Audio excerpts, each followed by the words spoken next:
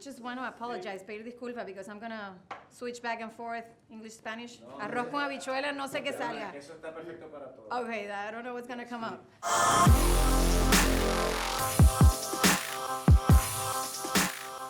We need a new approach. I'll give you a brand new list of ingredients that we can try out, and it's gonna be great. People love discovering new things. No, we've been here, fool.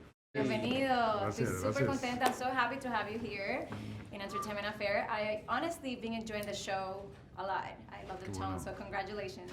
Gracias. So I've read that this show is like a love letter to Boyle Heights, una carta de amor. But I think it connects on deeper levels to the audience. What are some of the traits? ¿Cuáles son las características de sus personajes, of your characters, that you think connect with the people that can make them laugh or maybe tear up a little bit, que los pueden conmover? Yo creo que con Chris es el sentido este de que no se siente que es parte de la comunidad y lo quiere hacer. Yo creo que eso está conectando con mucha gente que ha sentido ese rechazo por no ser Latin enough o Latinx enough y que es bueno porque entonces yo creo que la gente se siente como que, ok, yo no soy el único. Y es una cosa bien buena, bien bonita como la gente se ha comunicado conmigo después de ver el show. Por lo menos con Chris, con el personaje de Chris. Yeah. I can tell you how I relate. I relate to actually his character and my character.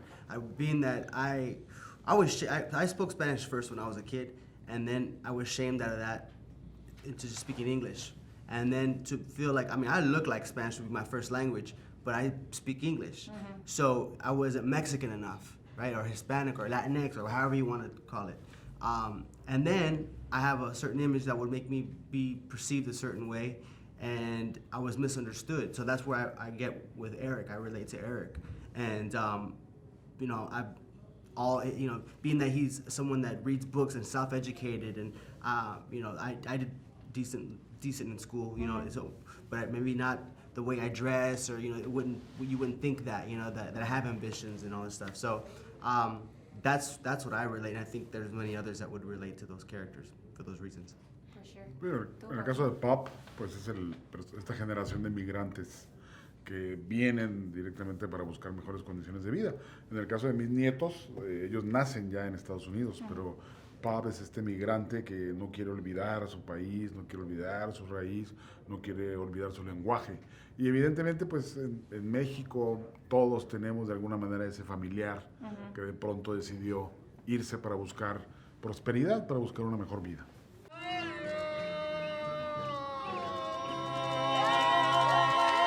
Even I mean, I can relate in another perspective because I look kind of Americana and blonde and all this stuff, and I have this thick accent, so it's kind of confusing to float between all these two cultures. Yeah. Otra cosa es que I think this series doesn't pick a topic or on the gentrification debate, but definitely it shows the consequences on this social progress. Do you have a perspective on this issue, or hay como un punto medio, a middle ground on this issue? Would you think maybe there's a solution? I think it's great. I just like the fact that it sparks conversation, because we're not trying to say that we have the answers. I don't think we do, but I think it's going to come down to a compromise or an understanding from both sides. You know, it's not wrong to want to raise rent and do this thing for the betterment of your life, but then it's, you know, you got to empathize for people that have struggled already to get to a certain position. That's a conversation that needs to be had, you know, and understanding, I think, is the big key. Not that's it. Understanding is each perspective. Yeah, I get it. I think it's just validation.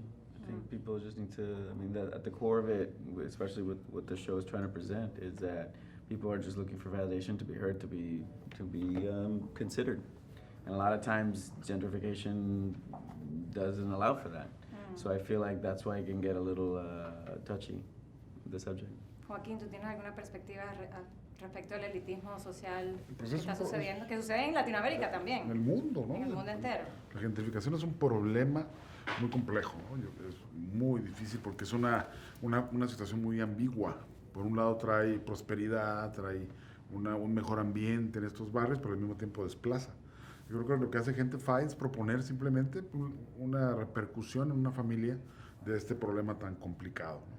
Yo creo que tiene beneficios, pero como todo genera problemas, resuelve algunos, pero en general es un problema social complicado. Así es. Bueno, thank you guys very much. Congratulations. There's nothing gentrifiers hate more than being called gentrifiers. We're tapping into their biggest fear. Brown lesbians? White guilt.